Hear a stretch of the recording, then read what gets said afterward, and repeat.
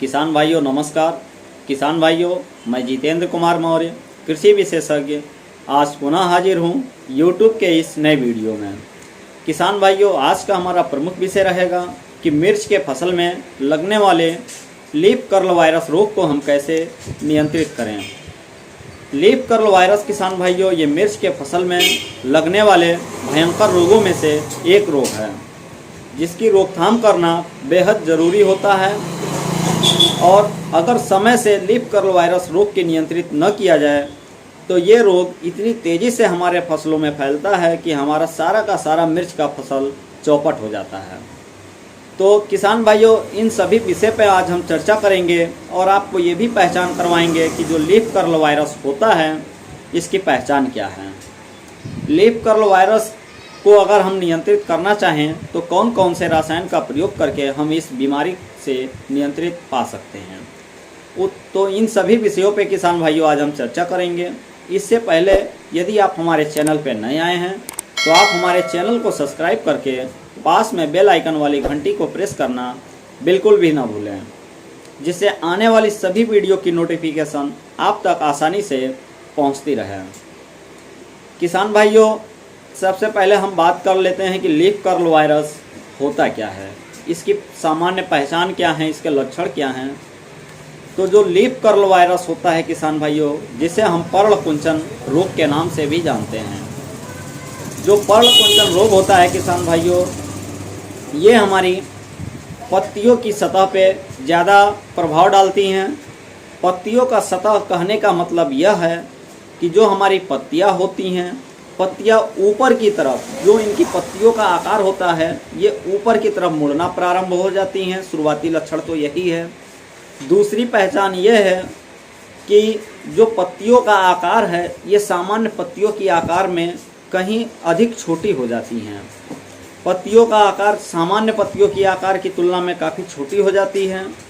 और जो रोग से प्रभावित पत्तियां होती हैं वो सामान्य पत्तियों की तुलना में ज़्यादा मोटी दिखाई देने लगती हैं। और इनमें हमारा फल फूल का बनना जो है ये काफ़ी प्रभावित हो जाता है। इसमें फल और फूल का विकास अच्छे से नहीं हो पाता है। इसमें न तो फ्रूट डेवलपमेंट हो पाता है, न ही फ्लावर डेवलपमेंट हो पाता है। तो जिससे हमारे किसान भाइयों की मिर्च की फसल काफ़ी ज़्यादा प्रभावित हो जाती है।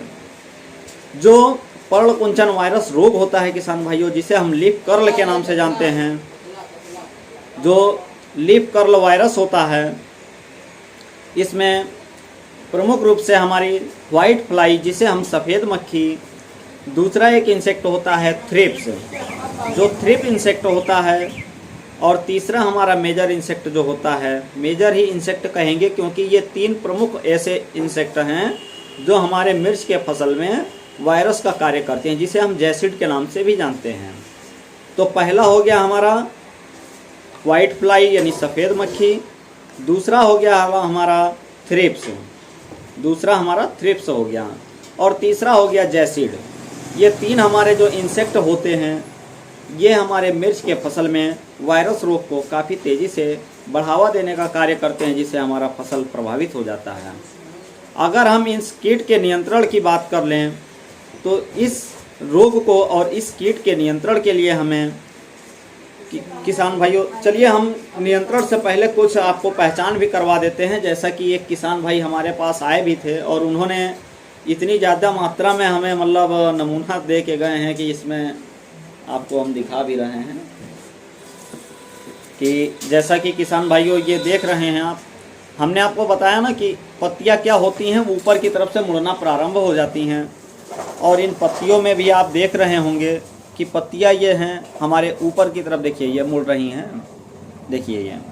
और हमने बताया कि सामान्य पत्तियों की तुलना में, जैसा कि इसमें कुछ पत्तियां देखिए ये नॉर्मल है ना, इसमें कहीं से कोई मुड़ाव नहीं है, और इन सामान्य पत्तियों की तुलना में ये पत्तियां काफ़ी जो है छोटी रह जा रही हैं, देखिए। और दूसरी चीज़ कि इनका आकार बहुत छोटा होता है सामान्य पत्तियों की तुलना में, और इनमें ऊपर की तरफ मुड़ना, और ये सामान्य पत्तियों की तुलना में मोटी भी दिखाई देने लगती हैं। तो ये तो हो गया इसका कुछ लक्षण। अब बात कर लेते हैं इनकी मैनेजमेंट की। किसान भाइयों, यदि हमारी वीडियो आपको अच्छी लग रही हो तो आप हमारे चैनल को सब्सक्राइब और वीडियो को लाइक अवश्य करें, जिससे आने वाली वीडियो को हम और भी बेहतर बना सकें। तो यदि अब हम बात कर लेते हैं अपने जो ये वायरस रोग होता है इसके मैनेजमेंट की, तो सबसे पहला जो दवा का स्प्रे हमें करना है ये मार्केट में आपको मिल जाएगा आसानी से। टाटा कंपनी का आपका लेना है, टाटा कंपनी को ही परचेस करिएगा, क्योंकि टाटा कंपनी देश की सबसे पुरानी कंपनी में से एक है। टाटा डाइमिथोएट 30 EC, जो टाटा डाइमिथोएट 30 EC दवा आती है, इसकी 2 ml मात्रा को 1 लीटर पानी में घोल बनाकर अपनी खड़ी फसल पर, मिर्च की खड़ी फसल पर छिड़काव करें। दूसरी एक दवा होती है जिसे हम इमिडाक्लोप्रिड के नाम से जानते हैं। मार्केट में इमिडाक्लोप्रिड कई टेक्निकल फॉर्म में मिल जाएंगे, जिसमें से आपको 17.8% एसएल फॉर्म में जो दवा आती है उसी दवा का ही प्रयोग करना है। उस दवा की 10 ml मात्रा को 15 लीटर पानी के हिसाब से घोल बना करके हम अपनी खड़ी फसल पर छिड़काव करेंगे। ये 2 दवा हो गई किसान भाइयों। एक तीसरी दवा होती है जो मार्केट में आपको लैम्डासाइहेलोथ्रिन प्लस जो है लैम्डासाइहेलोथ्रिन प्लस थायोमिथोक्सोम, ये दोनों कंपोजिशन का आपको मार्केट में दवा मिल जाएगी। इसकी लगभग 1.5 से 2 ml मात्रा को 1 लीटर पानी में घोल बना करके हमें छिड़काव करना है। किसान भाइयों, एक ज़रूरी सूचना हम आप लोगों को देना चाहते हैं कि यदि आप हमसे सीधा जुड़ना चाहते हैं, सीधे बात करना चाहते हैं, तो स्क्रीन पे दी गई हमारे हेल्पलाइन नंबर 9918356302 पर सीधे जुड़ करके हमसे बात कर सकते हैं। व्हाट्सएप या फ़ोन कॉल के माध्यम से बात करने का जो सही समय रहेगा वो सुबह 8 बजे से शाम 4 बजे तक आप हमें व्हाट्सएप या फ़ोन कॉल के माध्यम से संपर्क कर सकते हैं। मिलते हैं किसान भाइयों अपने नेक्स्ट वीडियो में, तब तक के लिए नमस्कार।